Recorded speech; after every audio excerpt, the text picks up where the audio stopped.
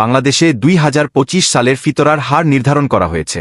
Islamic ফাউন্ডেশনের ঘোষণা অনুযায়ী এবার জনপ্রতি সর্বনিম্ন ফিতরা 110 টাকা ও সর্বোচ্চ 2805 টাকা নির্ধারণ করা হয়েছে। গত বছর এই হার ছিল যথাক্রমে 115 টাকা ও 2970 টাকা। ফিতরা নির্ধারণ সভার বিস্তারিত মঙ্গলবার ঢাকায় বাইতুল মোকাররম জাতীয় মসজিদে ইসলামিক ফাউন্ডেশনের সভাকক্ষে জাতীয় সাদাকাতুল ফিতর নির্ধারণ কমিটির বৈঠক অনুষ্ঠিত হয়। এতে সভাপতিত্ব করেন কমিটির সভাপতি ও বাইতুল মোকাররম জাতীয় মসজিদের খতিব মুফতি মাওলানা আব্দুল মালেক।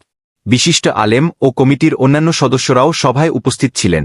সভায় সর্বসম্মত সিদ্ধান্ত হয়, ইসলামী শরিয়াহ অনুযায়ী মুসলমানরা সামর্থ্য অনুযায়ী গম, আটা, জব, খেজুর, কিশমিশ ও পনির যে কোনো একটি পণ্যের নির্দিষ্ট পরিমাণ বা এর বাজার মূল্য ফিতরা হিসেবে বিতরণ করতে পারবেন।